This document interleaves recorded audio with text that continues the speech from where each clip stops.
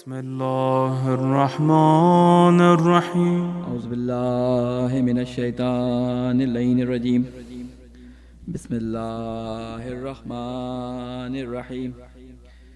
لا حول ولا قوة الا باللہ العلی العظیم. نحمده ونستعینه ونستغفره ونشکره ونتوسل الیہ ونتوکل علیہ. نصلی ونسلم علی خیرته فی خلقه حافظ سرہ ومبلغ رسالاتہ سیدنا و نبینا ابی القاسم محمد وعلی اہل بیتہ الطیبین الطاہرین المعصومین سیما بقیۃ اللہ فی العالمین. قال اللہ تعالی فی کتابہ المبین وقولہ الحق. اعوذ باللہ من الشیطان اللعین الرجیم. احسب الناس ان يتركوا ان يقولوا آمنا وهم لا يفتنون. ولقد فتنا الذين من قبلهم ولا يعلمن الله الذين صدقوا ولا يعلمن الكاذبين. صلوات بجمع مولا علیہ. السلام علیکم ورحمۃ اللہ وبرکاتہ.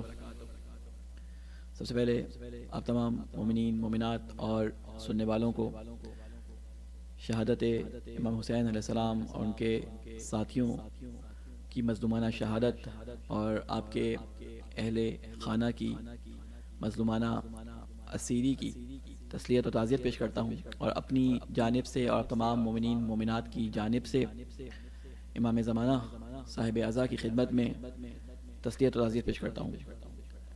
الحمدللہ اس محرم میں اللہ تعالیٰ کا فضل رہا کہ تمام جگہوں پہ، بلکہ یوں کہوں کہ اکثر جگہوں پہ جہاں جہاں شیعیان علی بن ابی طالب محبان حسین عزاداری کر رہے تھے، تمام جگہوں پر تقریباً خیر و عافیت سے یہ عشرے منعقد ہو گئے.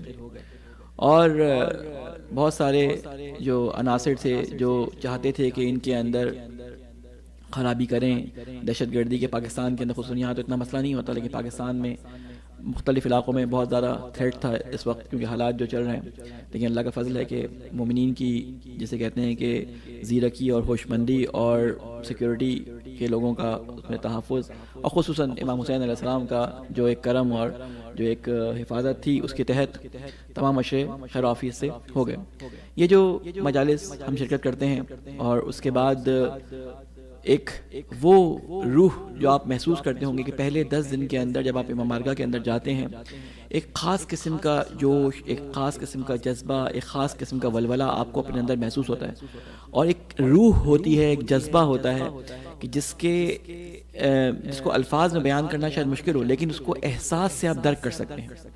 اور جب 11 محرم آتی ہے اور آپ اسی عزا خانے میں جس میں آپ نے 10 دن مجالس کی ہوتی ہیں، جب آپ آتے ہیں تو آپ خود محسوس کرتے ہیں کہ جیسے کسی چیز کی کمی ہے. ایسا پتہ نہیں میں محسوس کرتا ہوں یا آپ نے بھی محسوس کیا یا نہیں کیا. یعنی ایک خاص فضا ہوتی ہے ان 10 دنوں کے اندر، اور اس 10 دن کے اندر انسان جو ہے وہ حب اہل بیت کے اندر، ان کے غم میں ان کے ساتھ ایسے شریک ہوتا ہے جیسے ہم کربلا میں امام حسین علیہ السلام کے ساتھ ساتھ سفر کر رہے ہیں. اور تمام جگہ پہ جہاں بھی محبان امام حسین علیہ السلام موجود ہیں، عزاداروں کے دل ایسے جڑے ہوتے ہیں کربلا کے ساتھ، آخر تک ہوتے ہیں. لیکن وہ 10 دن ایک خاص دن ہوتے ہیں، خاص ان کا ایک جسے کہتے ہیں اللہ تعالیٰ کا ایک خاص کرم اور رحمت ہوتا ہے. اس کے بارے میں کئی روایات ہیں، وہ انشاءاللہ آپ سن چکے ہوں گے. جو علماء یہاں پہ پہلی محرم کی مجلس سے پڑھتے ہیں اس میں وہ عزاداری کے فوائد اور اس کے بارے میں بیان کرتے ہیں. اس کو بیان کرنا مقصد نہیں ہے، لیکن کہنے کا مقصد یہ کہ ان 10 دنوں کے گزرنے کے بعد اب جو مجالس ہوتی ہیں، جو 10 دن کے بعد ہوتی ہیں، یہ مجالس کا سلسلہ جاری رہتا ہے 2.25 مہینے. لیکن وہ پیغام جو پہلے عشرے کے اندر ہمیں ملتا ہے، اس میں اکثر لوگ کچھ عہد کرتے ہیں امام زمانہ سے، اپنے امام سے، امام حسین علیہ السلام سے اور اپنے وقت کے امام سے کچھ عہد کرتے ہیں. یہ عہد کیوں ہوتے ہیں؟ عہد اس لیے ہوتے ہیں کہ جب ہم کربلا میں مجلس کے اندر جاتے ہیں تو یہ مجلس اصل میں تجدید عہد ہے، اور اس تجدید عہد کے بعد جب ہم امام سے تجدید عہد کر رہے ہوتے ہیں تو کچھ عہد ہم اللہ تعالیٰ سے کرتے ہیں کہ اس مطلب کو، اس معارف کے سرچشمے کو جو ہم نے اپنے دماغ میں، اپنے روح میں اتارا ہے، اس کا اثر ہماری روح میں ہونا چاہیے، اور اس کے اندر کچھ رکاوٹیں ہمیں نظر آتی ہیں کہ ہمیں اپنی دنیا کے اندر کاموں کے درمیان کچھ ایسے کام ہوتے ہیں کہ جو ان عہدوں کو پورا کرنے میں رکاوٹ بنتے ہیں. تو اکثر لوگ اس میں عہد کرتے ہیں اللہ تعالیٰ سے، امام حسین علیہ السلام سے، امام زمانہ سے، کہ ہم آئندہ آنے والے سال کے اندر، آئندہ آنے والے عشرے سے پہلے اپنے اندر سے یہ چیز نکال دیں گے. اگر یہ عہد کسی نے نہیں کیا تو وقت میں دیر نہیں ہوتی. یہ سلسلہ جو ہے وہ چل رہا ہے، عزاداری کا یہ سلسلہ چل رہا ہے کہ آپ مطالب اور معارف حسینی کو مسلسل سن رہے ہیں، تو اس میں بھی وقت ابھی گزرا نہیں ہے. آپ اللہ سے یہ عہد کریں کہ اگر آپ اس لیے آئے ہیں کہ عزاداری سے کچھ حاصل کریں، اس لیے آئے ہیں کہ عزاداری کا اثر ہماری روحوں پہ پڑے، تو ہم اللہ تعالیٰ سے کچھ عہد کریں. اور اگر زیادہ عہد نہیں کر سکتے، کم از کم ایک یا دو ایسی عادات جس کو آپ خود سمجھتے ہیں، ہر انسان اپنے لیے سمجھتا ہے کہ اس کے اندر کچھ ایسی عادتیں ہیں جو اس کی عبادات میں، جو اس کے جسے کہتے ہیں مانوی ترقی میں رکاوٹ ہے، وہ اس کو خود پتا ہوتا ہے، کسی کو بتانے کی ضرورت نہیں ہے، ٹھیک ہے نا، اس کو خود معلوم ہوتا ہے. وہ اپنے آپ سے اور اپنے خدا کے درمیان یہ عہد کرے کہ میں کوشش کروں گا کہ اس کام میں یہ پیش رفت کروں، اور اس کو یعنی اس کام میں، یعنی اس کو روکنے میں پیش رفت میری ہو، اور میں اپنے نفس پہ قابو پا سکوں. جب یہ کام میرے سامنے آئے تو میں اس پہ اپنے نفس پہ قابو پا سکوں کہ مجھے یہ کام نہیں کرنا. اور اس کے لیے آپ امام حسین سے کہیں کہ آپ میری مدد کریں، کیونکہ مولا حسین علیہ السلام جو ہے وہ ایسے دعاؤں کے جسے کہتے ہیں استجابت دعا ان کے نزدیک ایسے ہے کہ آپ نے دیکھا کہ وہ شخص جو جہنمی تھا، وہ شخص جو جہنم کے نچلے گڑھے میں گرنے والا تھا، اس کو آخر وقت میں امام حسین نے اتنا سر بلند کر دیا کہ آج آپ میں سے ہر ایک جب اس کے لیے دعا کرتا ہے تو کہتا ہے کہ میرے ماں باپ آپ پہ قربان، ٹھیک ہے نا. بے ابی و انتا، اس کی زیارت میں آپ اگر پڑھیں حضرت حر علیہ السلام کے بارے میں آپ کیا پڑھتے ہیں کہ بے ابی انتا و امی، کہ میرے ماں باپ آپ پہ قربان ہوں، میں آپ پہ قربان ہو جاؤں. یعنی وہ شخص کہ جو اتنی جرت جس نے کی تھی کہ امام حسین علیہ السلام رسول کے نواسے، جس کے بارے میں امام حسین علیہ السلام کے بارے میں رسول اکرم نے فرمایا کہ حسین مجھ سے ہے، میں حسین سے ہوں، ان کے گھوڑے کی لگام کو اس نے پکڑ کے روک دیا. امام حسین کے مقصد میں آگے بڑھنے سے مانے ہوا. زبان سے کہنا، ارادوں سے، خیالات میں امام حسین کی مخالفت کرنا ایک الگ چیز ہے، لیکن بڑھ کر امام حسین علیہ السلام کو ایسے روک دینا، جسے کہتے ہیں کہ دستی طور پہ بالکل فزیکل روک دینا، بالکل وہی سین. یعنی آپ سوچیں کہ اس کا ٹھکانہ کہاں تھا؟ بالکل مقر جہنم کے اندر. لیکن اللہ تعالیٰ ان کے بھیجے ہوئے جو نمائندے ہیں وہ جانتے ہیں کہ کس کے دل میں کیا ہے، اس لیے وہ آخر وقت تک کوشش کرتے ہیں کہ اس کو کسی نہ کسی طریقے سے ہدایت پہ لے آئیں. اور اس کے دل میں جو محبت جناب فاطمہ سلام اللہ علیہا چھپی ہوئی تھی،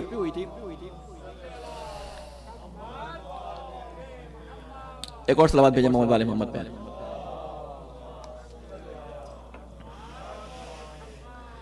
جو محبت حر کے دل میں تھی، امام نے اس محبت کو جگا دیا. اسی طرح کی محبت تمام لوگوں کے دل میں امام حسین علیہ السلام کے بارے میں، ہم تو زیادہ جسے کہتے ہیں خوش قسمت ہیں کہ ہمارے دلوں میں تو ہمارے بچپن سے ہماری ماؤں نے ہمیں حب اہل بیت سے پر کیا. یعنی ہماری پہلی غذا ہی خاک شفا یا آب فرات کا پانی ہوتا ہے. تو جو شخص اتنی محبتوں اور جسے کہتے ہیں کہ چاہتوں میں اہل بیت کی جوان ہوا ہو، اس کے دل میں تو یہ ساری محبتیں موجود ہوتی ہیں. اس کے لیے تو بڑا آسان ہے کسی کام کو چھوڑنا اور ایک منزل کو طے کر کے اس سے اوپر کی منزل پہ آنا. تو ہمیں ان محرموں میں، ان ایام میں جو ہم عہد کرتے ہیں، ان کو ہمیں آگے سال تک پورا بھی کرنا ہے، اور اگر نہیں کیے تو اللہ تعالیٰ سے کوئی نہ کوئی عہد کر لیں. ہماری یہ کوشش اس 3 دن میں یہ ہوگی کہ سفیران کربلا کے عنوان سے ان لوگوں کا، ان کے کاموں کا ذکر کیا جائے جنہوں نے امام حسین علیہ السلام کے ذکر کو آگے بڑھایا. میں نے اس کا پہلے موضوع رکھا تھا سفیران جسے کہتے ہیں امام حسین علیہ السلام، لیکن پھر میں نے اس کو سفیران کربلا کر دیا، کیونکہ حق یہ ہے کہ ان تمام شہداء کو جو امام حسین علیہ السلام کے ساتھ شہید ہوئے، وہ جو امام حسین علیہ السلام کے ساتھ جسے کہتے ہیں کہ ان کے مقصد میں شامل ہو گئے، لیکن وہ لوگ بھی شامل کرنا ضروری ہے کہ جو امام حسین کے پیغام کو آگے لے جانے والے تھے، یا امام سجاد علیہ السلام جنہوں نے یہ ساری صحبتیں برداشت کی. صرف یہی نہیں بلکہ وہ لوگ جنہوں نے کربلا کے ذکر کو زندہ رکھا، چاہے امام حسین سے پہلے چاہے امام حسین کے بعد. میں نے اس لیے موضوع سفیران کربلا رکھا کہ اس میں آدم سے لے کر خاتم تک اور آج تک جو امام حسین علیہ السلام کا پیغام پہنچا ہے، سب کے سب شامل ہو جاتے ہیں. ٹھیک ہے نا. تو ہم نے صرف یہ نہیں کرنا کہ ان کا ذکر کرنا ہے کہ وہ فلاں شخص جو ہے اس نے یہ کیا, ذکر کر کے آگے بڑھنا. نہیں, ہم ان 3 دنوں میں کوشش کریں گے کہ ان لوگوں کی ہم کچھ کو ہی ڈسکس کر سکیں گے ان 3 دن کے اندر کہ ان کی خصوصیات کیا تھی, اور اللہ تعالیٰ نے ایسے پیک پوائنٹ پہ کہ جب وہ جسے کہتے ہیں بہت زیادہ محتاج تھے کسی رحمت کے اللہ کی, اس وقت جو ہے وہ امام حسین علیہ السلام کا ذکر ان کے سامنے کیا. آپ کربلا کی اگر تاریخ اٹھانا چاہیں تو پہلے سفیر کربلا کون ہے؟ خود جبرائیل علیہ السلام. مجلس جبرائیل پڑھ رہے ہیں, سننے والے کون ہیں؟ حضرت آدم علیہ السلام. اور جب حضرت آدم علیہ السلام کے بارے میں ملتا ہے کہ یہ جو تواریخ کے اندر احادیث کے اندر ملتا ہے کہ یہ جو گفتگو ہے حضرت آدم کے ساتھ حضرت جبرائیل کی اس وقت ہے کہ جب ان کو جنت سے نکالا گیا اور توبہ قبول کرنے کے لیے حضرت آدم علیہ السلام کو جبرائیل نے ان کو سکھائے, تو کلمات سکھائے. تو اس کے بعد انہوں نے ذکر ان کو یہ بتایا کہ تمہارے اولادوں میں کون کون آئے گا. اس میں پہنچتے پہنچتے جب رسول اکرم صلی اللہ علیہ وسلم پہ آئے سارے انبیاء کا ذکر کرنے کے بعد, تو کل اسماء ان کو بتائے نا, جس کا علم ان کو دیا. تو اس کے بعد ان کو یہ بتایا کہ تمہارے نبی کے آل میں ایک ایسا ان کا بیٹا آئے گا کہ جس کو اس طرح سے شہید کر دیا جائے گا. تو یہ ذکر چل رہا تھا تو حضرت آدم کی آنکھوں میں آنسو آ گئے. سوالات تو بہت تھے حضرت آدم کے دل میں, لیکن جب حضرت جبرائیل کی گفتگو ختم ہوئی تو انہوں نے سوال کیا کہ تم نے اتنے سارے مجھے واقعات بتائے, تمام لوگوں کے بارے میں بتایا, لیکن یہ کون شخصیت ہے کہ جس کے بارے میں تم نے مجھے بتایا تو میری آنکھوں سے خود بخود آنسو آ گئے. تو پھر حضرت جبرائیل نے تفصیل بیان کی کہ یہ آپ کے جو امت میں آنے والے ایک نبی ہوں گے, آپ کے بیٹوں میں سے آخری نبی ہوں گے, ان کا بیٹا ہوگا جو سرداران جنت ہوگا, جنت کے لوگوں کا سردار ہوگا جوانوں کا, اور اس کو کربلا کے میدان میں اس کے گھر والوں کے ساتھ, حتیٰ کہ اس کے 6 ماہ کے بچے کو بھی اس کے ساتھ شہید کر دیا جائے. تو کہنے کا مقصد یہ کہ آدم علیہ السلام سے یہ ذکر شروع ہوا. حضرت موسیٰ لے لیں یا حضرت یحییٰ لے لیں یا حضرت ابراہیم لے لیں, ہر جگہ آپ کو یہ ذکر ملے گا حضرت امام حسین علیہ السلام کے بعد. میں ان تمام لوگوں پہ نہیں جا رہا, میں چاہ رہا ہوں کہ بعد والے لوگوں تک جو ہے وہ آؤں, کیونکہ کربلا کو سمجھنے کے لیے, عرفان کربلا کے لیے, کربلا کی معرفت حاصل کرنے کے لیے ہمیں ضروری ہے کہ ہمیں معلوم ہو کہ کربلا منعقد کیوں کی. کیونکہ دیکھیں کربلا میں ہوا کیا. کربلا میں امام حسین علیہ السلام کو جو ہے وہ گھیر کر ایک جگہ پہ شہید کر دیا گیا, ٹھیک ہے, ان کے گھر والوں کو اسیر کر لیا گیا, ان کے بچوں کے ساتھ جو ظلم ہوا سارے کے سارے آپ کے سامنے. کیا دنیا میں یہ واحد ظلم تھا کہ جو ایسا ہوا ہو کہ ایک کنارے پر ایک خیابان, ایک جسے کہتے ہیں کہ جس کو خبر نہ ہو کسی کو, ایسی جگہ قتل کر دیا گیا ہو, اس کے گھر والوں کو اسیر نہ کیا گیا؟ نہیں, اس طرح کے بہت سارے واقعات ہوئے تاریخ میں. لیکن امام حسین علیہ السلام کی جو ہے وہ زندگی اور امام حسین علیہ السلام کے حالات ہی کیوں اتنے امپورٹنٹ ہو گئے کہ آج تک ہمیں ایک تو تاکید بھی ہمارے ائمہ کی طرف سے ہوئی, اور خود رسول اکرم صلی اللہ علیہ وسلم کی طرف سے, جناب فاطمہ کی طرف سے, مولا علی کی طرف سے, ہر امام کی طرف سے ہمیں تاکید کی گئی کہ اس عزاداری کو برپا کرنا ہے. کیونکہ لوگ اکثر کہتے ہیں نا کہ بھائی عزاداری آپ ہر سال کرتے ہیں, آپ تو یہ واقعات سن چکے ہیں, پھر کیوں یہ تکراری واقعات آپ کرتے جاتے ہیں؟ تو بھائی اس کی وجہ انشاءاللہ ان 3 دنوں میں ہم کوشش کریں گے ان تمام سوالات کے آپ کے سامنے جو جوابات ہوں وہ آپ کے سامنے پیش کریں گے. سوال بھیجیں محمد والے محمد. اس کے بعد ایک ذکر آپ کے سامنے, یعنی ان واقعات کو بیان کرنے سے پہلے کیونکہ موضوع میں میں داخل ہو جاؤں گا تو یہی واقعات رہیں گے, صرف ایک اس آیت کا ترجمہ کر کے رسول اکرم کی حدیث سے میں اپنی گفتگو کو شروع کروں گا. صلوات بھیجیں محمد والے محمد پہ.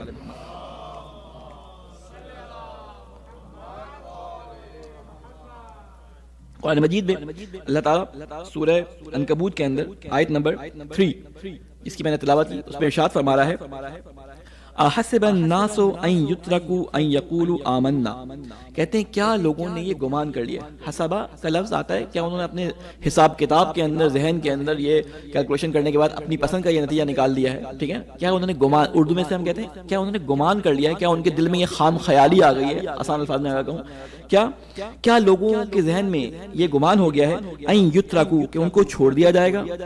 کس بات پر؟ صرف اس بات پر ان یقولوا آمنا کہ انہوں نے کہا کہ ہم ایمان لے آئے. یہ اللہ تعالیٰ قرآن مجید میں گفتگو کر رہا ہے, میں کوئی حدیث آپ کے سامنے بیان نہیں کر رہا.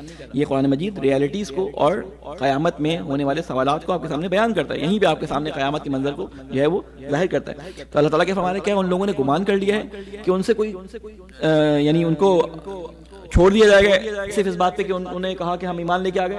آگے بیان کرتا ہے وَهُمْ لَا يُفْتَنُونَ, جبکہ ان کو ہم نے ابھی آزمایا ہی نہیں ہے. ابھی میں تفسیر اس کی بیان کروں گا, جبکہ ہم نے ان کو آزمایا ہی نہیں ہے. فتنہ سے نکلا ہے, یفتنون فتنہ جس سے آپ کہتے ہیں اسی لفظ سے یہ نکلا ہے. یفتنون کہ ان کو آزمایا ہی نہیں گیا, بغیر آزمائے وہ سمجھ رہے ہیں کہ ان کے کہنے پر کہ ہم ایمان لے آئے تو ہم کیا ان کو چھوڑ دیں گے.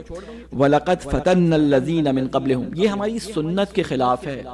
یعنی سنت الہی کے بارے میں اللہ تعالیٰ کہتا ہے کہ لا تبدیل لسنت لا، یعنی تم اللہ تعالیٰ کی سنتوں میں کوئی تبدیلی نہیں پاؤ گے، ٹھیک ہے، اس کو یہاں پہ بیان کریں. وَلَقَدْ فَتَنَّا الَّذِينَ، بالتحقیق ہم نے آزمایا ہے ان لوگوں کو، من قبلہم جو ان سے پہلے تھے. فَلَيَعْلَمَنَّ اللَّهُ، کہ جان لے، بس حتماً جان لے. کیوں آزمائیں گے؟ اس لیے کہ اللہ جاننا چاہتا ہے، ٹھیک ہے. کیا جاننا چاہتا ہے؟ ان لوگوں کو الذین صدقوا، جو اپنے قول میں سچے ہیں. وَلَيَعْلَمَنَّ الْكَاذِبِينَ، اور پہچان لے، جان لے، علم حاصل کر لے ان لوگوں کے بارے میں جو جھوٹ بولتے ہیں، ٹھیک ہے، جو جھوٹے ہیں ان کو اللہ پہچان لے. انشاءاللہ آہستہ اس کو تفسیر کروں گا. اس میں بس ایک ورڈ جو قابل غور ہے وہ ہے لفظ فتنہ. فتنہ یفتنو، ٹھیک ہے، افتنان. یہ لفظ آپ کے ہاں فتنے کے نام سے مشہور ہے، ٹھیک ہے. فے تے نون اس کا روٹ ورڈ ہے. اس فتنے کے معنی مختلف آپ نے سنے ہوں گے، مختلف طریقوں سے اس کو بیان کیا جاتا ہے. میں چاہ رہا ہوں کہ تھوڑا سا علمی طور پہ جو سائنٹیفکلی جو کتابوں کے اندر لکھا ہے، جو لغتوں میں لکھا ہے، جو احادیث میں آیا ہے، اس کے حساب سے آپ کے سامنے اس کے معنی بیان کروں. ڈکشنری میں آپ اٹھا کے دیکھیں گے تو فتنہ کے معنی کیا ہوتے ہیں؟ یہ فتن سے نکلا ہے جب سونا چاندی کو نکالا جاتا ہے نا، ناخالص ہوتے ہیں وہ، تو ان کو خالص کرنے کے لیے اس کو آگ میں پگھلایا جاتا ہے، اور اس وقت تک پگھلایا جاتا ہے کہ اس میں سے خالص سونا علیحدہ ہو جائے اور گندگی اور جو جھاگ اور مختلف چیزیں وہ علیحدہ ہو جائیں. اس عمل کو پگھلانے کے، جلانے کے اس عمل کو کیا کہتے ہیں؟ فتنہ. فتن سے تعبیر کرتے ہیں، یعنی خالص کرنے کے اس عمل کو سونے اور چاندی کے. لغت میں یہ معنی اس کے لکھے ہوتے ہیں. یا پھر معنی ہوتے ہیں آزمائش، گمراہی، اختلاف، گناہ، جنگ، فساد، عبرت وغیرہ، ٹھیک ہے. فتنے سے مراد سماجی فساد اور آزمائش، شرک، عذاب وغیرہ ہے. یہ تفاسیر کے اندر یہ ترجمہ ہے. ایک ترجمہ ہوتا ہے لغت میں ترجمہ، ایک ترجمہ ہوتا ہے اصطلاح میں ترجمہ، اور ایک تفاسیر کے اندر مفسرین نے اس کو اور ادیبوں نے اور اسلامی اسکالرز نے اس کو نقل کیا. تو میں چاروں ترجمے آپ کے سامنے کر رہا ہوں، تقریباً ملتے جلتے ہیں لیکن ذرا تفسیر کے ساتھ علماء نے اس کو بیان کیا. پہلا لغت کا معنی جو ڈکشنری میں لکھا ہوتا ہے. اصلاح کا معنی جس معنی میں وہ معاشرے کے اندر مشہور ہو جاتا ہے. میں نے اس کی مثال آپ کے سامنے پتہ نہیں پہلے دی یا نہیں دی کہ لفظ صلاۃ اگر ڈکشنری میں جا کے دیکھیں گے تو اس کے معنی ہوتے ہیں صلاۃ کے معنی ہوتے ہیں دعا کے، ٹھیک ہے. لیکن یہ لغت کے معنی ہے. رائج معنی جسے ہم اصطلاحی معنی کہتے ہیں، اس میں صلاۃ کے معنی کیا ہے؟ نماز جو ہم پڑھتے ہیں اسے ہم صلاۃ سے تعبیر کرتے ہیں. تو ایک ہوتے ہیں لغت کے معنی، ایک اصطلاحی معنی. اب اس اصطلاحی معنی کو مختلف طریقوں سے تفاسیر کے اندر بیان کیا جاتا ہے. تو تفاسیر میں جو علماء نے بیان کیا وہ کیا؟ فتنے سے مراد سماجی فساد ہے، یعنی ایک سماج میں ہونے والا فساد، اس کو فتنہ کہا جاتا ہے. اس میں آزمائش ہوتی ہے، اس میں شرک بعض دفعہ شامل ہو جاتا ہے. اس میں کیا ہوتا ہے؟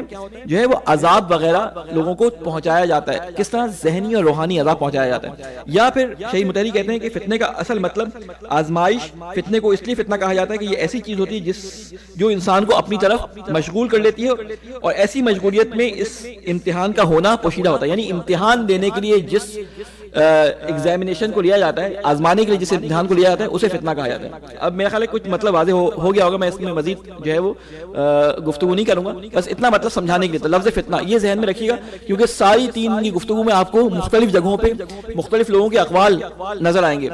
اس کو ہم نے دیکھنا ہے کہ کون سے فتنے میں پڑھنے والے جو ہیں وہ الفاظ ہیں، کون سے جملے اور کون سے افراد فتنہ گر ہیں اور کون سے فتنے کو روکنے والے ہیں. تو یہ سارا ہم چلیں گے. تو ہم نے سفیران کربلا اسی تحت جو ہے وہ آزمائی، جو ہے اس موضوع کو سفیران کربلا کو جو ہے وہ اپنایا ہے. اس کے لیے آپ کے لیے ایک رسول صلی اللہ علیہ وسلم کی حدیث بیان کروں گا. پہلے بھی اس حدیث کو بیان کر چکا ہوں، لیکن حدیث اور قرآن کی آیت کی تکرار میں کوئی مذائقہ نہیں. یہ مقرر جو ہے وہ لوگوں کے سامنے بیان کی جانی چاہیے. اور یہ حدیث مسلسل آپ جو شیعہ مساجد ہوتی ہیں یا جلوس میں یا کہیں نہ کہیں آپ کو لکھی ہوئی نظر آتی رہتی ہے. وہ کیا ہے؟ قال رسول اللہ صلی اللہ علیہ وآلہ وسلم ان لقتل الحسین حرارۃ فی قلوب المؤمنین لا تبرد ابدا. بے شک حسین کے قتل میں وہ حرارت ہے، یعنی حسین کے قتل میں وہ حرارت ہے جو مومنین کے دلوں کو گرما دیتی ہے. یا یوں کہہ لوں کہ حسین کے قتل کی وجہ، حسین کے قتل نے مومنین کے دل کو گرما دیا ہے. اور آگے جو جملہ استعمال ہوا ہے عربی زبان کی فصاحت اس میں ہے، لا تبردو ابدا. اس کا مطلب بعض لوگ یہ کر دیتے ہیں اس کو ٹھنڈا نہیں کیا جا سکتا. یہ ترجمہ نہیں ہے اس کا. لا تبردو اس خود آگ کے بارے میں بات ہو رہی. یہ جو کبھی ٹھنڈی نہیں ہوگی. فعل مضارع جو ہے وہ مستقبل کے لیے آتا ہے یا حال کے لیے آتا ہے. لا تبرد ابدا یعنی وہ کبھی ٹھنڈی نہیں ہوگی. یعنی رسول اکرم صلی اللہ علیہ وسلم فرما رہے ہیں کہ جو شخص جو اپنے دل کے اندر, مومن کی بات ہو رہی ہے, ٹھیک ہے, مومن کی بات ہو رہی ہے, کہ جو اپنے دل کے اندر اس حرارت کو محسوس کرتا ہے اس کے اندر حسین سے محبت بھی ہوتی ہے, حسین کی طرح عمل کرنے کا جذبہ بھی پیدا ہوتا ہے, اور اس کو ہمیشہ یہ حرارت کسی نہ کسی کام پر جو اللہ تعالیٰ کی طرف, جو حسین کی راہ پر, جو کشتی حسین کی طرف جانے میں مؤثر ہو, اس کی طرف یہ اکساتی رہتی ہے. تو یہ رسول اکرم صلی اللہ علیہ وسلم کی محبت کا یہاں پہ رسول اکرم نے ذکر کیا ہے. تو اب سوال یہ پیدا ہوتا ہے کہ یہ چیز رکھی گئی ہے کہاں پہ, اس کا ظرف کیا ہے؟ قلب مومن. ٹھیک ہے, بہت زیادہ ایکو ہو رہا ہے میرے خیال ہے, آواز تیز ہے لیکن ایکو تھوڑا سا کم ہو جائے. صلوات بھیجیں محمد والے محمد.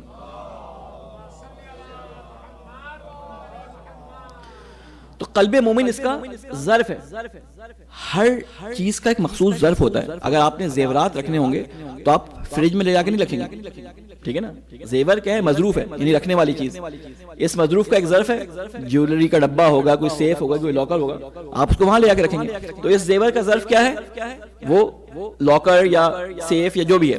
جوتے آپ نے رکھنے ہوں گے تو آپ جا کے لاکر کے اندر نہیں رکھیں گے, جوتے رکھنے کے لیے مخصوص جگہ ہوتی ہے, وہاں پہ رکھیں گے. تو جوتے کا ظرف وہ جوتے کا اسٹینڈ ہے جہاں پہ آپ جوتے کو رکھیں گے. اسی طرح ہر چیز کا ایک ظرف ہوتا ہے.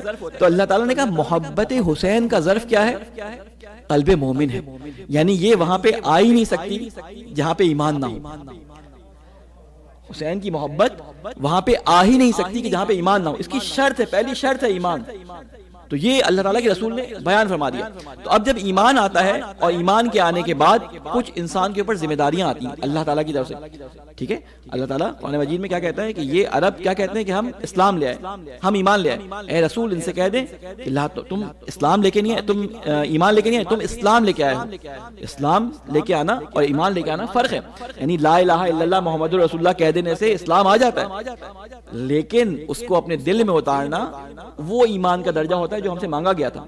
وہ جو اسلام ہے نا خالی وہ کچھ چیزوں کے لیے ہوتا ہے کہ آپ اگر کافر تھے اور اسلام لے کے آ گئے تو آپ کے پچھلے گناہ معاف, وہ اسلام یہ کام کرتا ہے. یا اگر آپ کافر تھے, آپ نے لا الہ الا اللہ محمد رسول اللہ کہہ دیا, تو ایک مسلمان کا دوسرے مسلمان پہ جو ہے ظلم کرنا, اس کو قتل کرنا جائز نہیں ہوتا. تو آپ کے اوپر اس کا خون حرام ہو جاتا ہے. تو وہ جو عوامل اسلام لانے کی وجہ سے ہمارے اوپر لاگو ہوتے ہیں, وہ عوامل کی بات نہیں ہو رہی. ابھی بات ہو رہی ہے روحانیت کی. ساری بات ابھی ہم سفیران کربلا کے ذیل میں دیکھ رہے ہیں, کیونکہ کربلا وہ واقعہ ہے کہ جو ہمیں تیزی سے اللہ تعالیٰ کی طرف لے کے جاتا ہے. یعنی کربلا کا ذکر, کربلا کے لوگ ہمیں بیان کر رہے ہیں کہ تمہیں جانا کہاں ہے.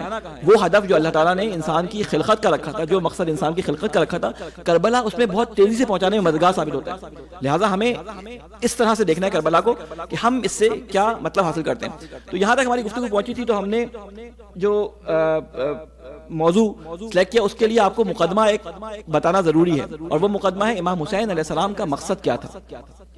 اکثر آپ نے سنا ہوگا, میں بس مختصراً 5 منٹ کے اندر پورا مدینے سے لے کر اب جو حالات ہیں وہاں سے لے کے آپ کو وہاں تک پہنچا دوں گا. اس لیے آپ یہ نہ کہیے گا کہ انہوں نے پھر وہی ریپیٹ کرنا شروع کر دیا جو ہم یہ سنتے آ رہے ہیں پہلی محرم سے, بچپن سے سنتے آ رہے ہیں. نہیں, مجھے معلوم ہے, آپ کو سب کو معلوم ہے, لیکن گفتگو کو جو ہے وہ اپنے پوائنٹ تک پہنچانے کے لیے مجھے تھوڑا سا اس کو بیک گراؤنڈ بتانا پڑے گا تاکہ ہمارے نوجوانوں اور بچوں کے ذہن میں وہ بات آ جائے. دیکھیے کربلا کا واقعہ پیش کیوں آیا, کربلا میں امام حسین کے ساتھ یہ قتل جو اتنا ظلم ہوا یہ کیوں ہوا. اس کے لیے ہمیں دیکھنا پڑے گا کہ امام حسین علیہ السلام کیوں نکلے ہیں.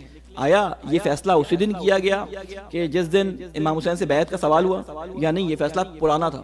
تو ہم دیکھتے ہیں کہ رسول اکرم صلی اللہ علیہ وسلم نے امام حسین کی پیدائش کے وقت ہی یہ بات بتا دی تھی. کیا بتایا تھا کہ امام حسین علیہ السلام جو ہیں وہ کربلا کے میدان میں شہید کر دیے جائیں گے.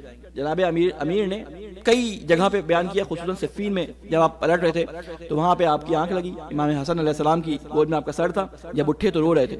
پوچھا لوگوں نے کیوں رو رہے ہیں, تو انہوں نے فرمایا کہ میں نے دیکھا خواب میں کہ اس جگہ پر جو ہے وہ خون کا دریا ہے اور میرا حسین اس میں ڈوب رہا ہے. تو مولا امیر المومنین علیہ السلام ہو یا بی بی فاطمہ ہو یا معصوم کوئی بھی ہو, ان سے پہلے امام حسن ہو کہ امام حسن نے اپنے آخری وقت میں کہا کہ لا یوم کا یا ابا عبداللہ, کہ آپ پہ جو دن گزرنے والا ہے اس سے سخت تو کوئی دن ہی نہیں ہے. تو ائمہ علیہ السلام تو بتایا, حتیٰ کہ وہ لوگ کہ جو امام سے مربوط تھے ان کو بھی یہ واقعہ پتا تھا, جو اصحاب تھے, آپ نے واقعہ سنا ہوگا کہ ایک جگہ پہ میسم کھڑے تھے اور ان کے ساتھ جو ہے وہ حبیب بن مظاہر یا حبیب بن مظاہر یا سعید, ان میں سے کوئی ایک, حبیب بن مظاہر تھے شاید, وہ دونوں جا رہے تھے اور لوگ وہاں بیٹھے تھے. حبیب نے میسم سے کہا کہ میں دیکھ رہا ہوں کہ علی سے محبت کی وجہ سے تمہارا سر, ایک شخص کا سر جو ہے وہ اس کو دار پہ لٹکایا جائے گا. تو میسم جو ہے وہ آگے سے کہتے ہیں, اب لوگ کہنے پتہ نہیں کیا باتیں کہہ رہے ہیں, دار پہ لٹکایا جائے گا. میسم کہتے ہیں اور میں دیکھ رہا ہوں کہ اسی کوفہ میں, اسی جگہ پر ایک شخص کے سر کو محبت علی اور محبت حسین میں جدا کر کے یہاں پر سڑکوں پر اس کو کھینچا جائے گا. سر کو یہاں پہ بچے اوباش لوگ اس سر سے جو ہیں وہ بازی کریں گے. ابھی یہ دونوں گزر رہے تھے, لوگ کہتے ہیں پتہ نہیں کیسی کیسی باتیں کر رہے ہیں, یہ چلے گئے. تھوڑی دیر بعد ایک اور امام کے صحابی آئے, حجیر اسدی, ٹھیک ہے, حجیر یا حجیر ان کا نام تھا. وہ آئے, وہ کہتے تم نے میسم کو دیکھا ہے؟ کہتے ہاں میسم اور سعید ابھی یہاں پہ آئے تھے لیکن بڑی عجیب عجیب باتیں کر رہے تھے. کہتے کیا باتیں کر رہے تھے؟ کہتے اس نے یہ کہا کہ اس کے دار پہ لٹکا دیا جائے گا, ایک نے کہا کہ اس کا سر اس طرح سے ہوگا. تو کہتے ہیں اچھا, تو میسم نے حبیب کو یہ نہیں بتایا کہ جو شخص حبیب کا سر لے کے آئے گا اس کو 1000 درہم دیے جائیں گے؟ کہتے لو, 2 کو تو ہم سن رہے تھے, یہ تیسرے نے ایک اور بڑی بات کر دی. تو یہ حیرت میں لوگ ڈوبے تھے. یعنی اصحاب سر جو تھے وہ تک جانتے تھے امام حسین کی شہادت کے بارے میں, ٹھیک ہے. اس کے علاوہ ام ایمن سے ہمیں ایک واقعہ ملتا ہے کہ ام ایمن امام حسین کو بچپن میں لے کے جا رہی تھی اور راستے میں ان کو ایک یہودی ملا, اس کے ساتھ کچھ لوگ تھے. اب ان کا لیڈر تھا, ان کا عالم تھا, کون تھا, وہ کہتا ہے کہ کیا میں اس بچے کو, امام حسین چھوٹے تھے, کیا میں اس بچے کو پیار کر سکتا ہوں؟ تو میں نے کہا نہیں. تو اس نے کہا کہ اچھا اگر میں اسلام لے آؤں تو؟ آپ سوچیں کہ اس کے اندر کتنی تڑپ تھی. میں پورا واقعہ بیان نہیں کر, مختصر کر رہا ہوں. انہوں نے کہا کہ ہاں اگر اسلام لے آؤ تو ٹھیک ہے. اسلام لے کے آ جاتا ہے, اسلام لے کے آتا ہے, امام حسین کو بوسہ کرتا ہے اور اس کے بعد اپنے ساتھیوں کی طرف پلٹ کے بولتا ہے کہ اپنی کتابوں میں میں نے اس بچے کے بارے میں, کیونکہ اس نے دیکھا ہوگا کچھ امام حسین کے اندر کوئی چیز دیکھی ہوگی, کہتے ہیں میں اس بچے کے بارے میں بتاؤں کہ اپنی کتابوں میں نے دیکھا ہے کہ اس بچے کو اتنی مظلومانہ طریقے سے شہید کیا جائے گا, پیاسا شہید کیا جائے گا کہ جب یہ اس دنیا سے جا رہا ہوگا تو اس کی آنکھوں کے سامنے پیاس کی وجہ سے اندھیرا ہوگا.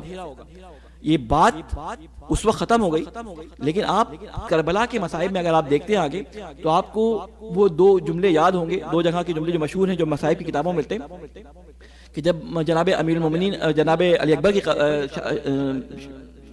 اس پہ جسم کے پاس شہادت کے بعد جا رہے تھے, ان کی آواز پہ جب جا رہے تھے تو امام حسین بار بار یہ کہتے تھے کہ بیٹا مجھے نظر نہیں آتا, مجھے آواز دو. آپ کے ذہن میں وہ جملے ہوں گے, مسائل میں سنتے ہیں اس لیے ہم توجہ نہیں کرتے. تو مولا نے کیا کہا تھا, یعنی پیاس مولا کی صرف 2 دن کی نہیں تھی, 2 دن یا 3 دن کی پیاس تو ان بچوں کی تھی کہ جن کے اوپر پانی بند کیا گیا تھا. لیکن امام حسین تو جب جن کے اوپر پانی ختم ہونے کے بعد پیاس کا غلبہ شروع ہوا تھا, لیکن امام حسین علیہ السلام نے جب سے پانی بند ہوا تھا اس وقت سے بی بی زینب نے, امام حسین نے, حضرت عباس نے, ان بڑوں نے پانی پینا چھوڑ دیا تھا. یعنی امام حسین کب کے پیاسے تھے. تو اس نے کیا کہا کہ اس شخص کو پتا تھا یہ بات کہ امام حسین علیہ السلام کے ساتھ یہ پیش آئے گا, یعنی لوگوں کو معلوم تھا. تو اس لیے یہ بات کہنا کہ امام حسین علیہ السلام کو پتا نہیں تھا کہ وہ شہید ہوں گے یا نہیں ہوں گے, یہ بات مبہم سی ہے, ٹھیک ہے. بعض لوگوں کا آپ کو ملتا ہے کہ امام حسین علیہ السلام سے کہتے تھے کہ آپ نہیں ہیں, شہید ہو جائیں گے, آپ کو سفر کے دوران ملتا ہے. تو امام حسین علیہ السلام کو شہادت کی خبر تھی. اب سوال یہ پیدا ہوتا ہے کہ یہ شہادت کی خبر ہونے کے باوجود اگر کوئی ایسی جگہ پہ جا رہا ہو کہ جہاں پہ اس کو پتا ہے کہ اس کو شہید ہو جانا ہے یا اس کو مر جانا ہے, اس کو قتل کر دیا جائے گا, تو کیا یہ ہلاکت نہیں ہے؟ کیا یہ ہلاکت نہیں ہے؟ جانتے بوجھتے ایسی جگہ پہ جہاں پہ اس کو مار دیا جائے گا, جانا ہلاکت ہے یا نہیں ہے؟ اس سوال کا جواب میں بعد میں دوں گا. پہلے سوال یہاں سے کرتے ہیں کہ یہ بیعت جو تھی, اس کا انکار یہ شروع کب ہوا؟ بیعت کا سوال کیوں کر رہا تھا یزید؟ یعنی یزید ایک فاسق اور فاجر شخص تھا, وہ اگر بیعت کا سوال نہیں کرتا تو اس کا باپ بھی تو حکومت کر رہا تھا, اسی طرح کرتا جاتا.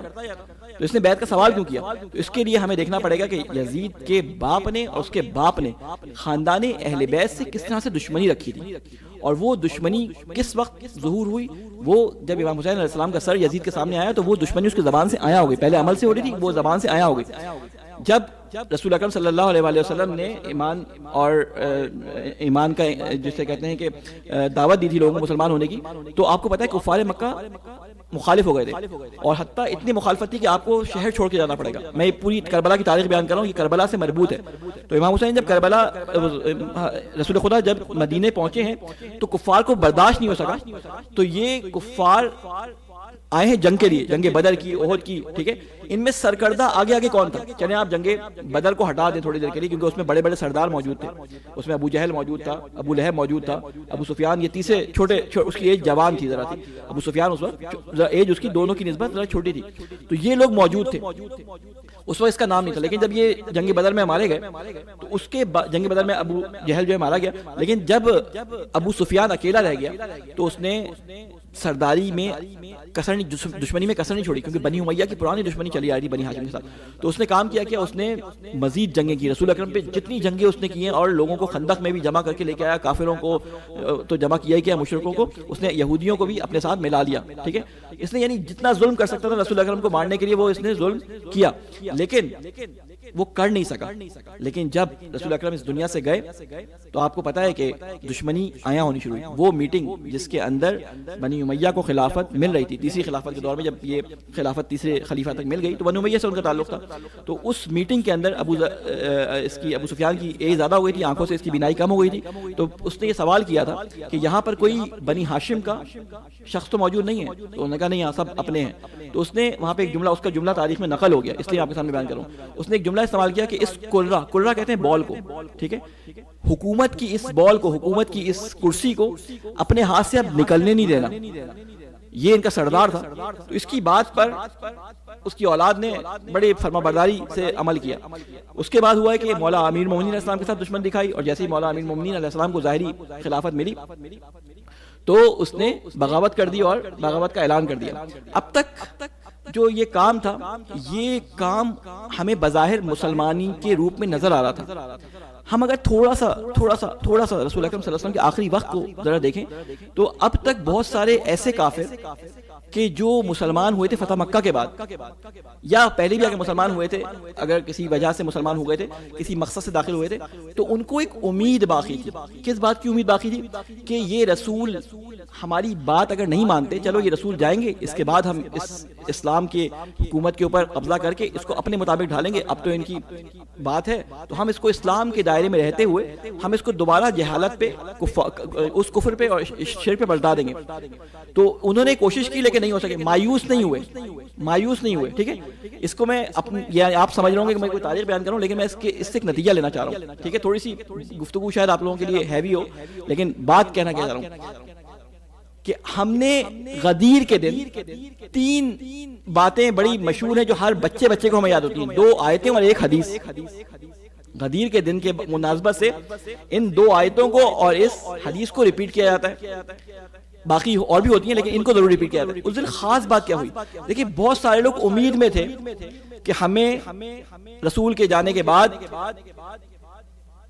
میں الفاظ نہیں کہنا چاہ رہا، یعنی ہمیں مل جائے گا، ہمارے اختیار ہمارے ہاتھ میں آ جائے گا. اب اللہ تعالیٰ نے رسول کو کہا بلغ ما انزل الیک، کہ رسول پہنچا دیں. اگر آپ نے نہیں پہنچایا تو کیا ہوگا؟ گویا کہ آپ نے حق رسالت ادا ہی نہیں کیا، یعنی گویا کہ آپ نے پیغام پہنچایا ہی نہیں دیا. یہ آپ نے آیت سنی بھی ہے نا، بلغ، آیت بلغ کے نام سے مشہور ہے، بلغ ما انزل الیک. ایک آیت یہ سنی آپ نے.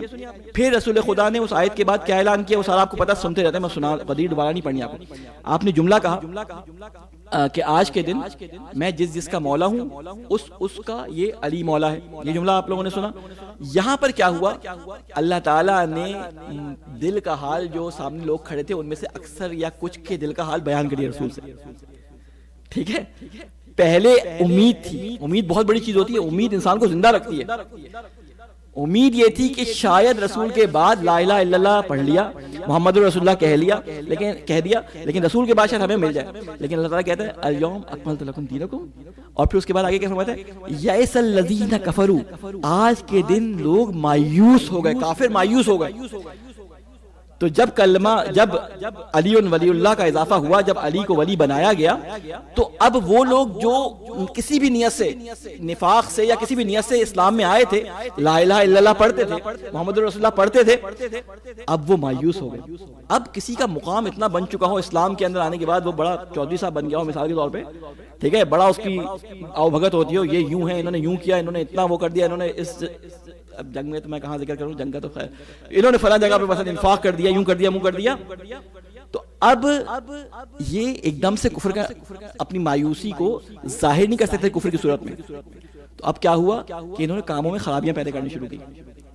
انہوں نے کہا ہم اگر اسلام سے انکار کریں گے تو ہمیں تو رسول اکرم موجود ہیں، ہماری تو مٹی پتیت ہو جائے گی. تو انہوں نے کہا کہ اب جو کام یہ بتا رہے ہیں ان میں کچھ گڑبڑ کرنی شروع کرو. آپ اپنے گھروں میں دیکھتے ہوں گے نا کہ بچے کو آپ ایک امید دلائیں کہ مجھے تمہیں بازار سے، وہ کہے مجھے یہ دلا دیں، آپ کہیں ٹھیک ہے پہلے یہ کام کرو، یہ کام جب کر لو گے دلا دوں گا.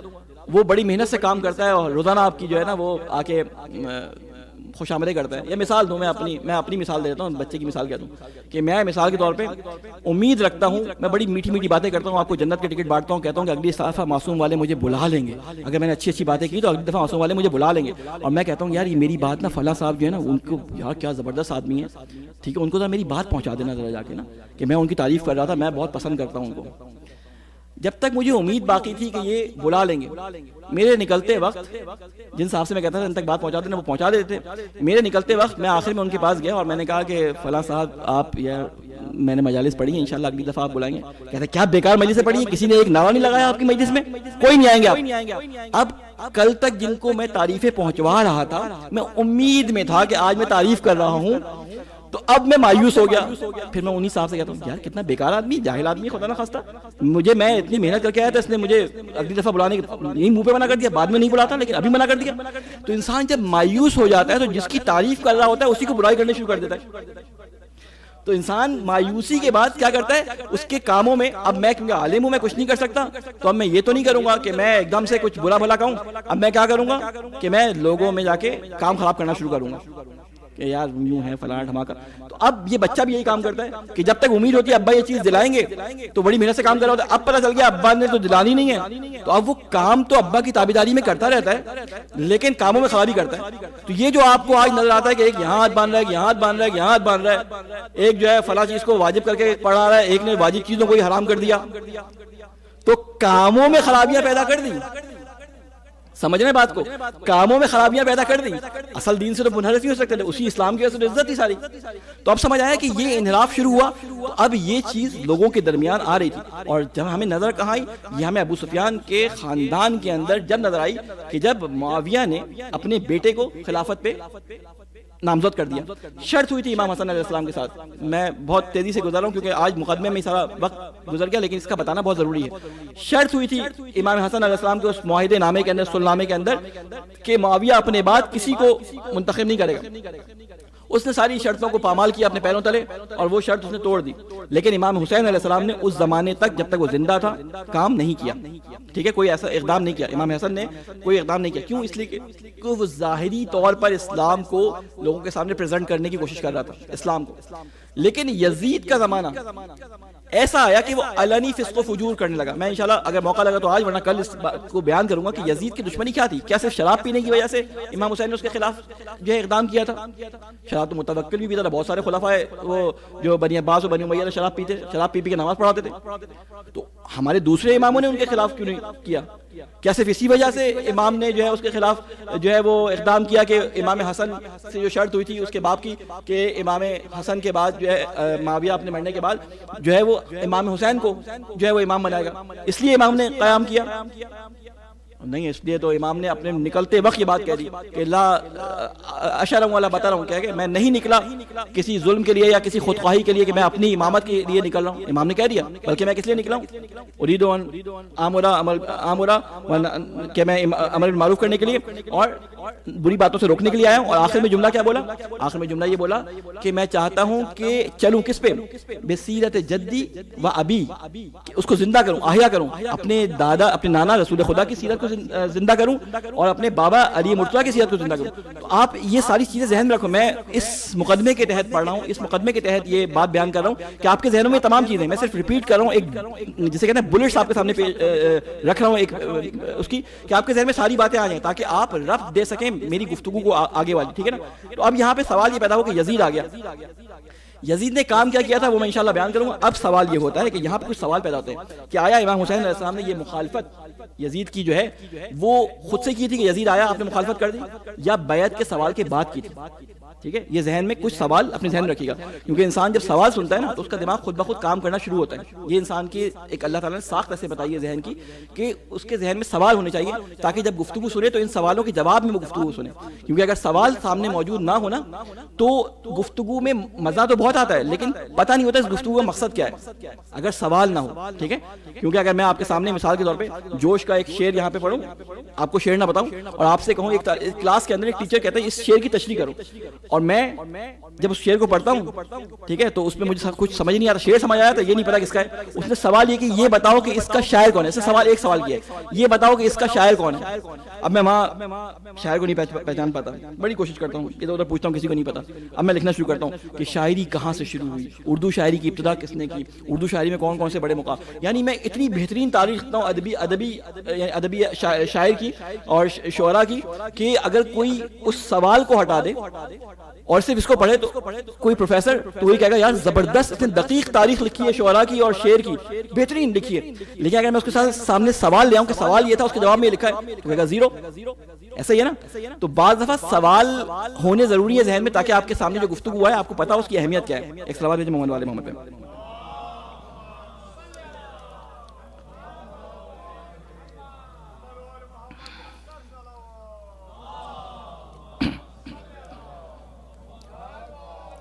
تو بڑے سوالوں میں سے ایک سوال یہ کہ یزید نے بیعت کا سوال کیا کیوں تھا. ٹھیک ہے، وہ نہیں کرتا، جو میں گفتگو کے بیچ میں یہاں پہ میں نے ایک جملہ معترضہ کے طور پہ ساری باتیں بیان کی. یزید نے سوال کیوں کیا تھا، وہ سوال نہیں کرتا، اس کا باپ حکومت کر رہا تھا، وہ بھی اسی طرح حکومت کر لیتا. اور پھر اس کے بعد اگر اس نے سوال کیا تھا تو امام نے انکار کیوں کیا بیعت کا. ٹھیک ہے، یہ ذہن میں ایک سوال رکھیے گا.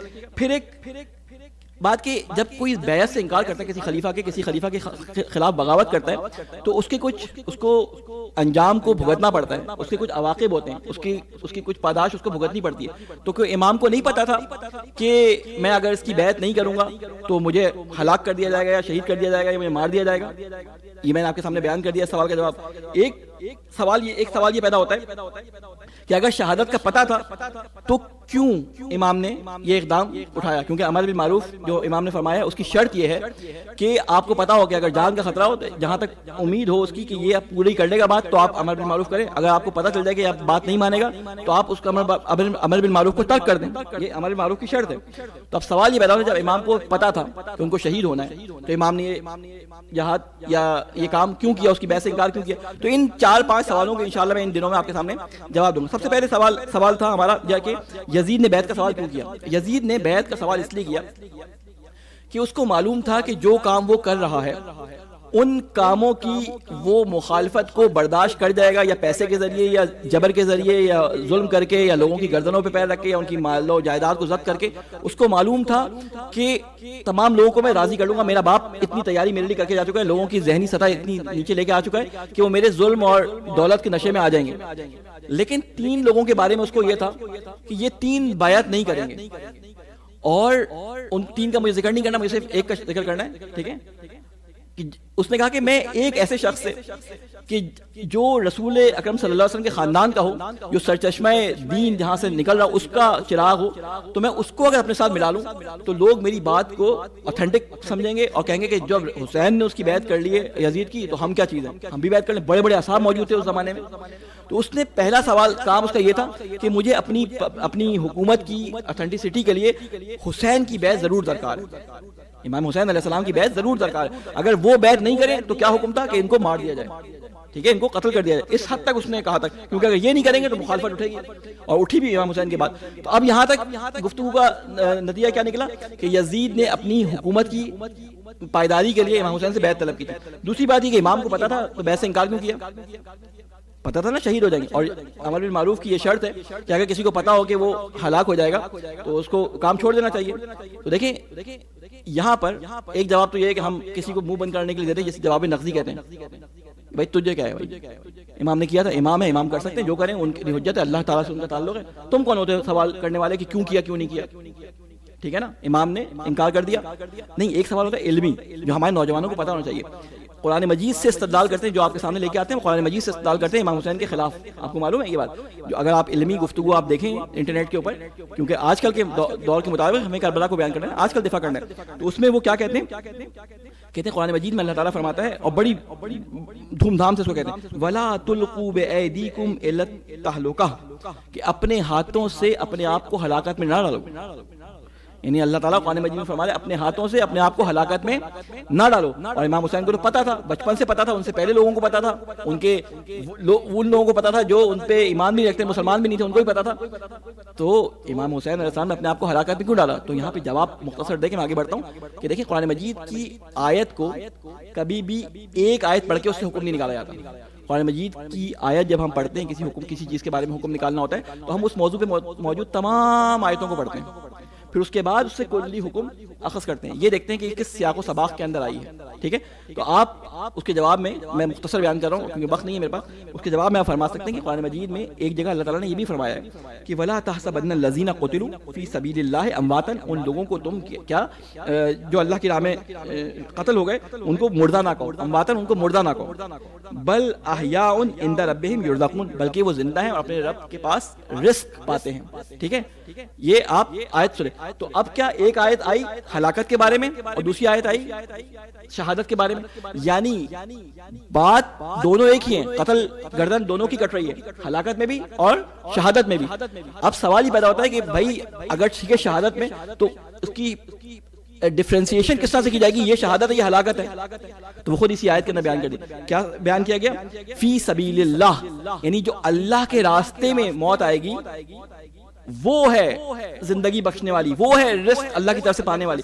یعنی اس کا مطلب یہ ہوا کہ اللہ تعالیٰ تو بیان ہی کر رہا ہے کہ تم اگر ابدی زندگی چاہتے ہو, اس جسمانی زندگی سے نکل کے ابدی زندگی چاہتے ہو تو تمہیں اللہ کی راہ میں جو ہے وہ قربان ہونا ہے, اللہ کی راہ میں جو ہے وہ قتل ہونا ہے. جب یہ جو ہے وہ تمہاری ہلاکت جو ہے وہ شہادت میں تبدیل ہوگی.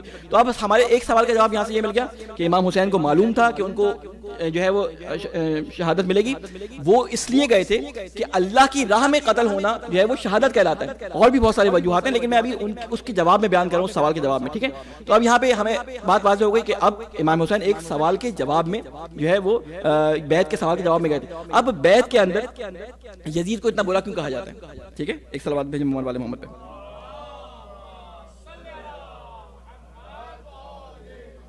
مجھے کیونکہ بتایا نہیں گیا کتنے منٹ مجلس پڑھنی ہے تو میں نے اپنے ذہن میں 1 گھنٹہ ہی ازیوم کیا ہوا ہے.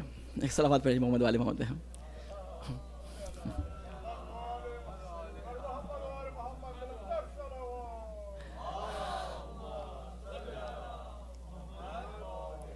دیکھیں امام حسین علیہ السلام کو بلایا گیا ولید کے دربار میں اور کہا گیا کہ آپ نے بیعت کرنی ہے. میں مختصر سارا پورا کربلا کو آپ کو مختصر سمیٹ کے ایک جملے میں کر رہا ہوں. امام حسین نے کیا کہا؟ پہلا جملہ کہ اے امیر تو نے کس لیے بلایا ہے؟ تو اس نے کہا کہ حاکم شام کا جو ہے وہ انتقال ہو گیا. تو آپ نے کلمہ استرجا پڑھا, انا للہ و انا الیہ راجعون. امام حسین اوائڈ کر رہے تھے کہ کسی قسم کا ہنگامہ نہ ہو. ٹھیک ہے, بنی ہاشم کو بھی باہر کھڑا رکھا تھا. لیکن جب وہ نکلنے لگے تو مروان نے کہا کہ حسین کو نکلنے نہیں دینا, اگر یہ نکل گئے تو تمہارے ہاتھ نہیں آئیں گے. تو اس پہ امام نے جواب دیا کہ تو قتل کرے گا یہ. جب غصہ آیا تو پھر بنی ہاشم اندر داخل ہوئے. اس وقت امام نے ایک جملہ کہا کہ ہم جو ہے اہل بیت نبوہ ہیں, ہمارے گھر پہ جو ہے وہ وحی اور ملائکہ کا سلسلہ رہتا ہے, ہم معدن الرسالہ ہیں, ہم رسالت کے معدن ہیں. ٹھیک ہے, اور پھر کہا کہ مجھ جیسا یزید جیسے کی بیعت نہیں کر سکتا. ٹھیک ہے, مجھ جیسا, یعنی کہ حسین یزید کی بیعت نہیں کرے گا, کہ مجھ جیسا یزید کی بیعت نہیں کر سکتا. کیونکہ اس سے پہلے جب اس نے بیعت کا سوال کیا تھا تو امام حسین نے اس سے کہا تھا کہ اے امیر تو یہ نہیں چاہے گا کہ اتنی بڑی بات ہے وہ ہم دونوں چاروں کے درمیان جو ہے وہ ہو, تو نے تو بیعت سب سے پورے مدینے والوں سے طلب کرنی ہے, تو صبح لوگوں کے درمیان آنا, تو وہیں پہ ہم دیکھیں گے اور بتائیں گے کون خلافت کا زیادہ حقدار ہے. امام حسین نے یہ نہیں کہا صبح بیعت کریں گے, کہا کہ یہ دیکھیں گے کون خلافت کا زیادہ حقدار ہے. تو امام بچنا چاہ رہے تھے لیکن وہ مروان نے کمبختی دکھائی اور بول دیا.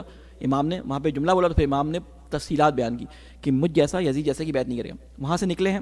اب امام حسین علیہ السلام کس لیے نکلیں کہ وہاں پہ ابھی بلوا نہ ہو, ابھی امام حسین جنگ نہیں چاہ رہے. دیکھیں امام حسین جنگ نہیں چاہ رہے بالکل بھی. امام حسین گئے کہاں ہیں؟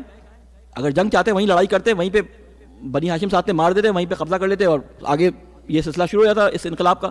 لیکن امام حسین گئے مکہ کی طرف, اور مکہ جانا بتا رہا ہے کہ مکہ جو حرام جگہوں ایسی جگہوں میں سے کہ جہاں پہ اللہ تعالیٰ نے خون بہانا حرام کیا ہوا ہے, وہاں جا کے تقریباً 3.5-4 مہینے مکہ کے اندر رہیں. ٹھیک ہے نا, آپ کب نکلیں؟ رجب میں نکلیں. شعبان, رمضان, ذیقعد, ذی الحج 4 مہینے امام حسین مکہ میں رہیں, اور مکہ میں جا کے یزید کے بارے میں بتانا شروع کیا کہ یزید کون ہے, یزید کون ہے. یعنی وہ پروپیگنڈا جو یزید نے کیا ہوا تھا، معاویہ نے کیا ہوا تھا، اس کو توڑا ہے. کیوں توڑا ہے؟ حج کے سیزن میں وہاں پہ رکے کہ لوگ جو باہر سے آتے ہیں، پوری دنیا اسلام جو ہے ان کو یہ پتہ چلے. ٹھیک ہے نا، پوری دنیا اگر مسلم عقیل میٹنگ ارینج کرتے، امام حسین اس کے اندر بیان کرتے. ٹھیک ہے، اسی کا جملہ انشاءاللہ اگلے اس میں بیان کروں گا. تو امام حسین مکہ سے پھر نکلے خطوط آنے پہ کوفہ والوں کے. جب نکلے کوفہ کی طرف تو سارے واقعات ہوئے، ہر نے روکا. اس کے بعد جو ہے امام حسین کربلا میں رک گئے. پھر کربلا میں وہ شہادت ہو گئی، اور وہ مقصد جو امر بالمعروف کا تھا، نہی عن المنکر کا تھا، وہ ختم ہو گیا. اور پھر مکہ سے نکلتے وقت جب لوگوں نے کہا تھا آپ کیوں جا رہے ہیں، تو آپ نے کہا کہ یہ یزید نے ابن زیاد نے مجھے دو چیزوں کے درمیان وہ کر دیا، اختیار دے دیا، یعنی مجھے پھنسا دیا ہے. وہ کیا ہے؟ ایک موت اور ایک ذلت. اب میں یا موت کو قبول کروں یا ذلت کو، اور ہیہات من الذلہ، میں ذلت کو قبول نہیں کروں. اور یہی کہتے ہوئے سارا آپ امام حسین علیہ السلام کو دیکھتے ہیں کہ وہ کربلا تک آئے اور کربلا میں شہید ہو گئے. تو یہ تھا امام حسین علیہ السلام کے جسے کہتے ہیں انقلاب کا مختصر خاکہ. تو اب امام حسین شہادت جانتے تھے، اللہ کی راہ میں چل رہے تھے. تو یہ امام حسین کا قیام کا مقصد کیا تھا کہ یزید کے چہرے کو عیاں کرنا. انشاءاللہ کل، اب ٹائم ختم ہو گیا، کل میں بیان کروں گا کہ یزید کے وہ کام کیا تھے کہ جو امام کو اتنا زیادہ ناگوار تھے کہ امام نہیں چاہتے تھے کہ کوئی یزید جیسا کوئی شخص جو ہے وہ حکومت پہ آ جائے. سوال بھیجے محمد والے محمد پہ.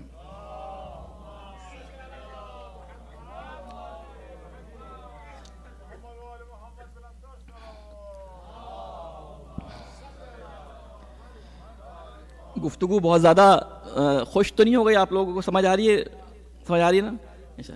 ایک اور سوال بھیج محمد والے محمد پہ.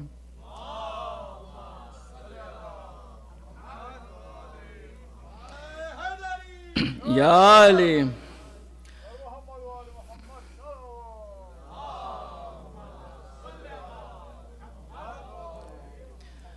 امام حسین علیہ السلام کے بارے میں آپ کو معلوم ہے کہ 10 محرم عاشورہ جو دن ہے وہ ایک بہت امپورٹنٹ دن تھا.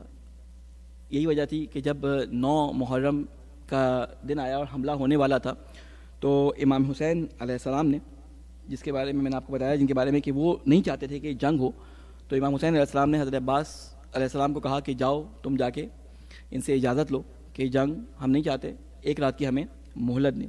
کیونکہ آپ کو معلوم ہے کہ مولا ابوالفضل عباس کی بہادری تلوار چلانے میں نہیں تھی. تلوار چلانے میں تو یہ بنی ہاشم کا ہر جوان جو ہے وہ تلوار چلانے میں بہادری میں ماہر تھا.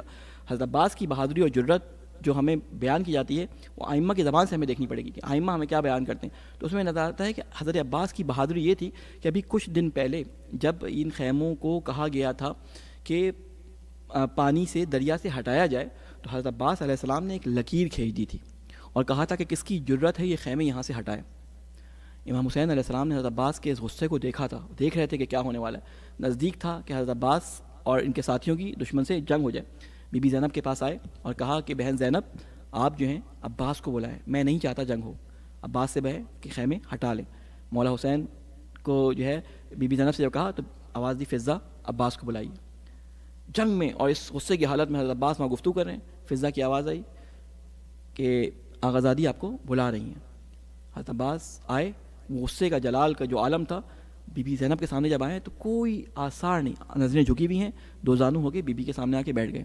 کہا کہ بھیا آپ کو معلوم ہے، بی بی زینب کا پورا وہ گفتگو کہ آپ کو معلوم ہے کہ جب میں چھوٹی تھی تو میرے بابا کی گود میں بیٹھی تھی، انہوں نے مجھے کہا تھا کہ میرے بازوؤں پہ رسن بنے گی. تو مجھے یقین نہیں آتا تھا کہ جس کے 18 بھائی ہوں، جس کا عباس جیسا بھائی ہو، اس کے گلے میں یہ رسی کب بنے گی. اور یہ بات جو ہے امام علی نے ایک دفعہ نہیں کہی، امام علی نے جو ہے وہ بی بی زینب کو یعنی بچپن میں بھی بیان کی، اور پھر جو ہے بی بی زینب کے بڑے ہونے کے بعد بھی یہ بات ان کو کہی کہ تمہارے بازو میں رسن بنے گی تمہیں کربلا میں جو میں تمہیں امتحان دینے. تو یہ بچپن سے بی بی زینب سنتی آ رہی تھی. تو کہتی تھی کہ میں یہ سنتی آتی تھی، میں یہ کہتی تھی کہ میرے بھائی ہوں گے، عباس جیسا اس کا بھائی ہوگا، اس کے ہاتھوں میں کیسے رسی بنے گی. لیکن بھائی مجھے لگ رہا ہے کہ اب جنگ ہوگی، اور جنگ میں جو نانا نے بتایا تھا کہ سب شہید ہو جائیں گے، میرا بھائی بھی شہید ہو جائے گا، آپ بھی شہید ہو جائیں گے، لیکن میرا بھائی یہ چاہتا ہے کہ ابھی جنگ نہ ہو، تو آپ وہ خیمے ہٹا لیں. حضرت عباس نے آگے سے کوئی آرگیومنٹ نہیں کیا. حضرت عباس نے اپنے نفس کے پیر پہ جو ہے وہ جسے کہتے ہیں نا اپنا پاؤں اپنے نفس پہ پیر رکھا اور خیموں کو ہٹا دیا. کتنا سخت ہوگا حضرت عباس کے لیے. یہی حضرت عباس علیہ السلام جب عاشور والے دن یہ جنگ کا وقت آیا ہے تو 9 محرم کو نزدیک تھا کہ ابن سعد جو ہے عمر سعد وہ حملہ کر دے. تیر آنے شروع ہو گئے تھے، امام حسین بیٹھے تھے، کچھ تیر آ کے امام حسین کے آگے گرے. حضرت عباس آگے بڑھے کہ بھائی کیا معاملہ ہے. تو انہوں نے کہا کہ اب اس نے کہا ہے کہ حسین سے بیعت لے لو یا حسین کا سر قلم کر دو. امام حسین علیہ السلام نے حضرت عباس کو بھیجا کہ جاؤ اجازت لے کے آؤ. تو اب اس قوم سے جس سے حضرت عباس علیہ السلام نے 3 دن پہلے یہ کہا تھا کہ خیموں سے پردے خیمے نہیں ہٹاؤں گا، خیمے ہٹائے، اور اب اس سے اجازت لینی تھی، طلب کرنا تھا، کچھ مانگنا تھا. عباس یہ اہل بیت کا خاندان کبھی کسی سے کچھ مانگتا نہیں ہے، لیکن حضرت عباس نے اپنے نفس پہ قدم رکھا، اپنے نفس کو پیروں تلے کچلا اور جا کے ان سے اجازت لے کے آئے. اور اجازت کس لیے مانگی گئی تھی؟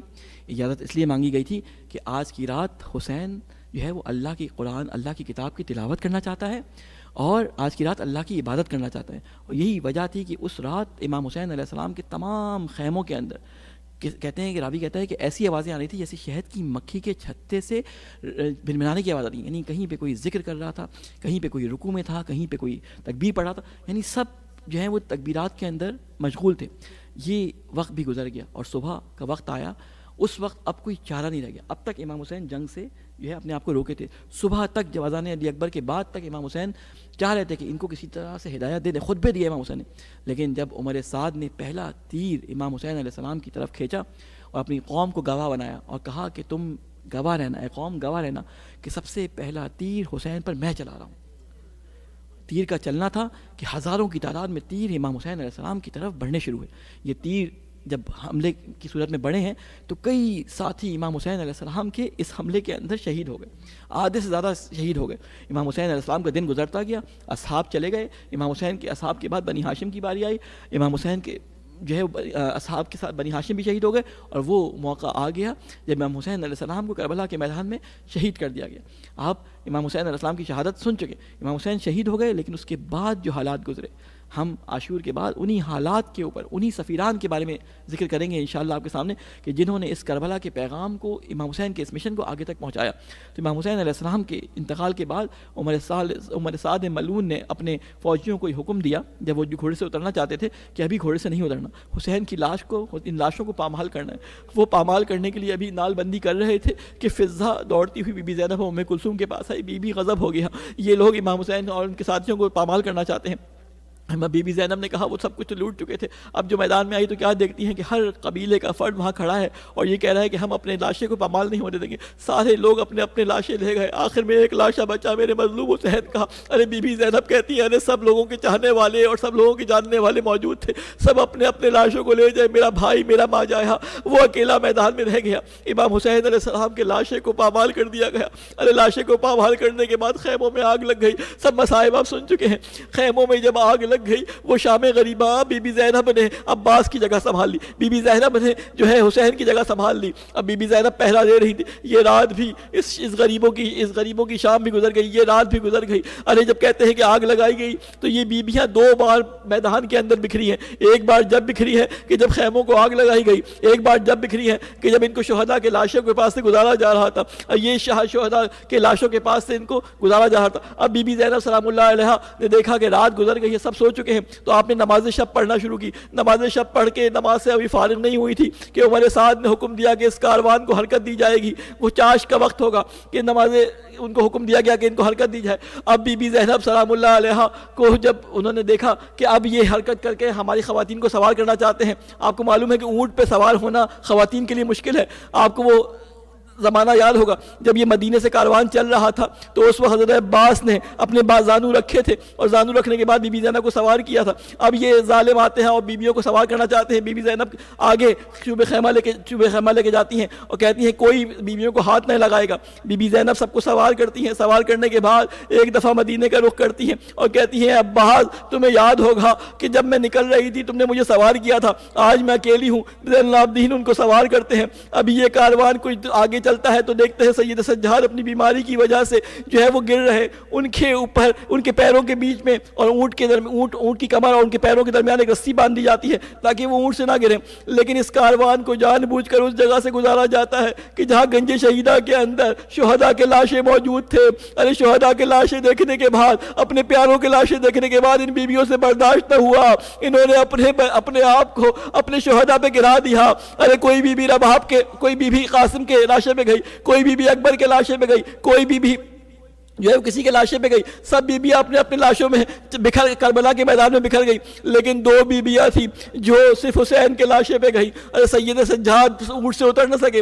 یہ 2 بیویاں کون تھی؟ ایک سیدہ زینب تھی اور ایک ام رباب تھی. ارے یہ 2 بیویاں امام حسین علیہ السلام کے لاشے کے نزدیک آئی. ارے دیکھ, راوی کہتا ہے میں نے دیکھا کہ زینب بار بار حسین کے لاشے کے گرد چکر لگا رہی ہے. میں نے سوچا یہ کام کیا کر رہی ہے, تو کسی نے آگے بڑھ کے پوچھا کہ بی بی آپ یہ کام کیوں کرتی ہیں, کسی خاتون نے. تو انہوں نے جواب دیا کہ میں یہ دیکھتی ہوں کہ میرے بھائی کے جسم پہ کون سی ایسی جگہ ہے کہ جہاں میں اپنی والدہ کی نصیحت پوری کر سکوں, وصیت پوری کر سکوں. آپ کو یاد ہے بی بی فاطمہ نے فرمایا تھا جب حسین سے رخصت کرو تو اس کے گلے کا بوسہ لینا. ایک بوسہ بی بی زینب نے جب لیا تھا جب حسین شہادت کے لیے جا رہے تھے, ایک بوسہ رخصت کے وقت اب لینا چاہتی ہے کہ جب حسین سے جدا ہو رہی ہے. ارے بی بی زینب کو کوئی جب جگہ نہ ملی تو گردن پر اپنے ہونٹوں کو رکھ دیا اور وہاں پہ کہا کہ ہاذا حسین, اے میرے نبی جن پر ملائکہ صلوات بھیجتے ہیں, یہ میرا بھائی حسین ہے جو خون میں جس کا جسم خون میں ڈوبا ہوا ہے, جس کی داڑھی کو خون سے رنگ دیا گیا ہے. اس کو ظالموں نے پیاسا قتل کر دیا.